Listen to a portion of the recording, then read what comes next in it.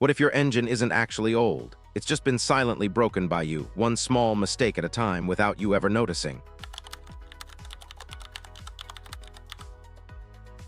That rough start, that weak pull, that power that seems to fade every single year, none of that is age. It's habit. And in the next few minutes, I'm going to show you exactly which habits are quietly killing your engine and how to reverse every single one of them.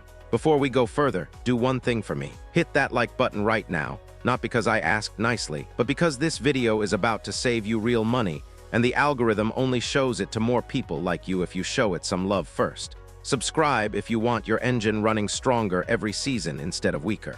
And if you know someone who complains about their mower or their small engine every single year, send this to them right now, because this might be the last time they ever complain about it.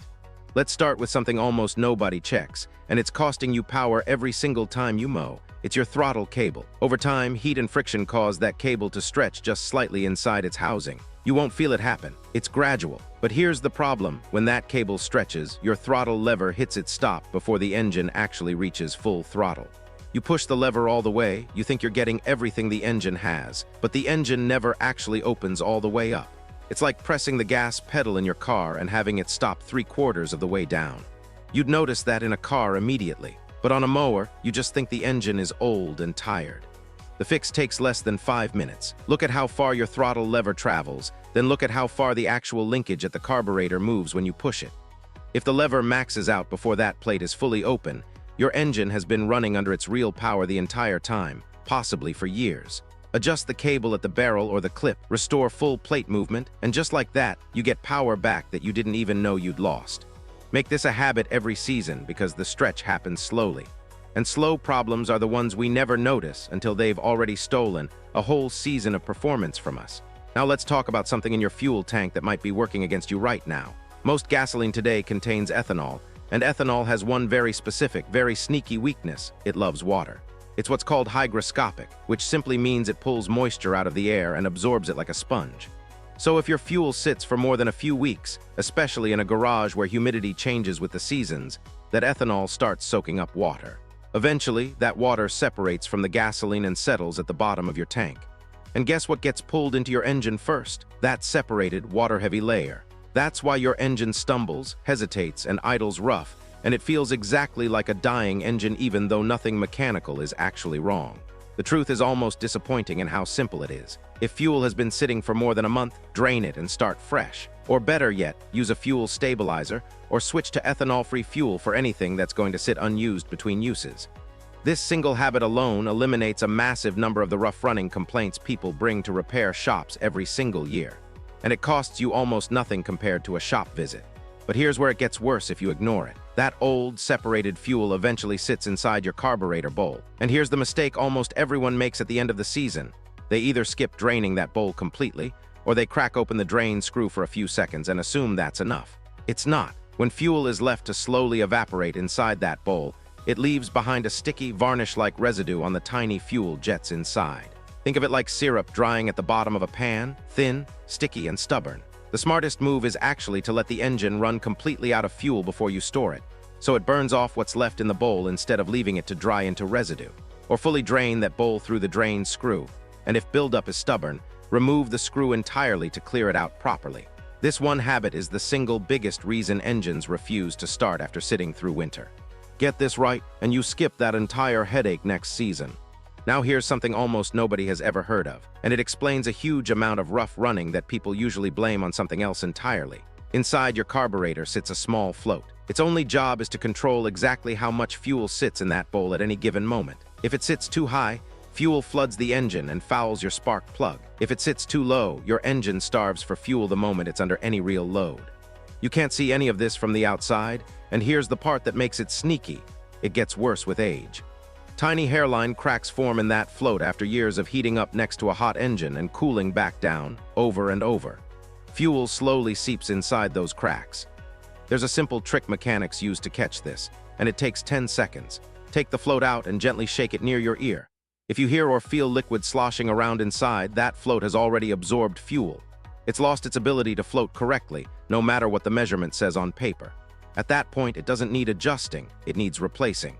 This one tiny part is often the actual difference between an engine that runs okay and an engine that runs great. It's exactly the kind of detail that separates people who keep one engine running strong for 20 years from people buying a new one every 4 or 5. Now let's talk about something that happens before the engine even starts, during basic maintenance itself. When you tilt your mower to check the blade or clean underneath the deck, the direction you tilt it actually matters more than you'd think. Tilt it the wrong way, with the carburetor and spark plug facing down, and oil can flood straight into the cylinder or soak your air filter. Always tilt it with the spark plug facing up. That keeps the oil exactly where it belongs, inside the crankcase, instead of somewhere it can cause real damage. Get this backwards, and oil sitting inside the cylinder can cause something called hydrolock, which simply means liquid gets trapped in a space where the piston needs air to move. A piston can compress air. It cannot compress liquid. Force the pull cord against that trapped liquid, and you risk bending a connecting rod, turning a 2-minute mistake into an expensive repair bill. Even in less severe cases, tilting it wrong causes hard starting, fouled plugs, a soaked air filter, and blue smoke on your next start that makes your engine look like it's dying, when really it's just oil sitting somewhere it should never be. This is one of the most common mistakes in every garage, and it's completely avoidable the moment you know about it. We're just getting started, and if this is already changing how you think about your own engine, do me a favor and tap that like button now. It genuinely helps this video reach more people who are dealing with the exact same frustrations you might have had for years without knowing why. While your mower is tilted correctly, that's actually the perfect moment to check your blade, because most people sharpen it completely wrong too. The natural instinct is to make it as razor sharp as physically possible, but that instinct works against you. A mower blade should hold roughly a 30-degree edge, not a thin razor edge. A thinner angle looks impressive on paper, but it rolls over, chips, and dulls almost the second it hits dirt, a rock, or a tough weed stem. A proper 30-degree edge stays sharp far longer under the real abuse a blade takes every single week. Here's what actually matters more than hitting an exact number: keeping that angle steady across the entire edge. A blade that's razor sharp in one section but steeper or shallower in another will still cut unevenly, no matter how sharp it feels when you run your thumb across it. If you feel like you just sharpened your blade and it's already dull again a week later, the angle is almost always the real problem, not the blade itself. Once your blade has the right edge, the next thing to check is whether it's actually balanced, and this matters far more than most people realize. A lot of people balance a blade the simple way, resting it on a nail driven into a wall to see if it sits level. That catches big, obvious imbalances, but it's rough, and it misses smaller ones that a real cone-style or magnetic balancer would catch instantly. Even a blade that looks perfectly level hanging on a wall can still carry small imbalances that create real vibration once it's spinning at full speed. That vibration doesn't have to feel dramatic to do damage. Over time, it slowly stresses the spindle bearings, the engine mounts, and the deck itself, wearing them down quietly, season after season. Here's a simple way to tell if vibration is coming from the blade if it gets noticeably worse as the engine revs higher. That points to a balance problem. If it stays about the same no matter the speed, it's probably coming from somewhere else entirely. If your engine has always vibrated a little, and you just assumed that was normal, it's not. It's slowly working against your engine's entire lifespan. Swapping that nail for a real balancer and rechecking it after every sharpening protects those bearings for years longer than you'd expect. Vibration isn't the only place unevenness likes to hide. Check your tires next, because tire pressure is something almost nobody thinks about on a mower. Even a small pressure difference from one side to the other tilts the deck just slightly. That tiny tilt is enough to cause scalping on one side of your lawn and uneven, uncut strips on the other.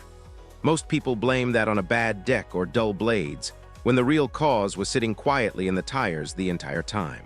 Always check pressure when the tires are cold, before you start mowing, because sitting in direct sun during a mow session can warm the tires enough to throw off a fair comparison between them.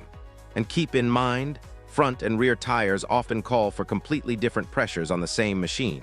So match each tire to its own specific number instead of assuming they should all read the same. Before you troubleshoot anything else about a bad cut, match your tire pressure across all 4 tires to the spec in your manual.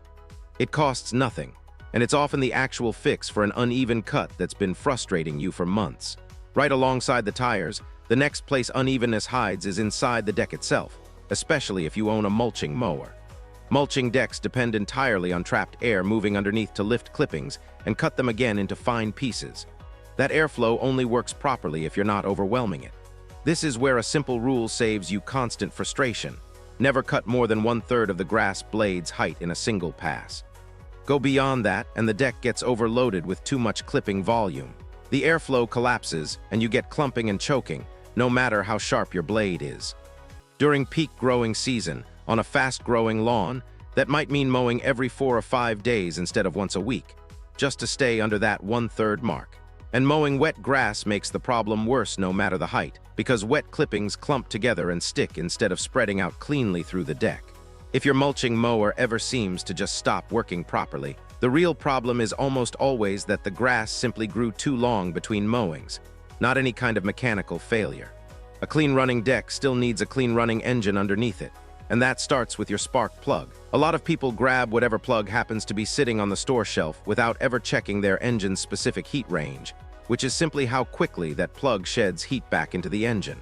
A plug rated too cold for your engine won't burn off deposits properly, and it leads to fouling over time. A plug rated too hot risks overheating and pre-ignition, meaning the fuel ignites too early, putting extra stress on the engine with every single stroke it makes. Manufacturers set that heat range for a very specific reason, matched exactly to how your engine runs under normal conditions. If you already replaced your plug and it's still running rough, check your manual for the exact spec instead of assuming any plug with the right thread size will do the job. That plug only matters, though, if the engine is actually getting clean air and fuel to begin with, which brings us to the choke. Automatic choke systems rely on a small spring and a linkage that responds to temperature changes. Over time, dirt, old fuel residue, or a little surface rust can cause that linkage to bind up and stop moving freely. The spring itself slowly loses tension the longer your engine sits in storage over winter. If it sticks closed, the engine floods and simply won't start, and it often smells strongly of raw gasoline. If it sticks open, you lose the extra fuel boost you need for cold starts, which shows up as hard pulling and stalling right after it finally fires up. Most people assume this means a bad starter or a completely dead engine, when really it's just a linkage that needs a good cleaning. This is worth checking at the very start of every season, before your first cut, rather than waiting until your engine already refuses to start on you. A little carburetor cleaner, worked in by hand until it moves freely again, solves it completely. We're almost at the finish line here, and this next one might be the most overlooked detail of them all, so if you've made it this far, that tells me you actually care about keeping your equipment running right. Show that with a like on this video, and subscribe so the next video like this one lands right in front of you before your engine starts giving you trouble again. This last one ties everything together, and it lives on the part that takes the most abuse all season long, the underside of your deck.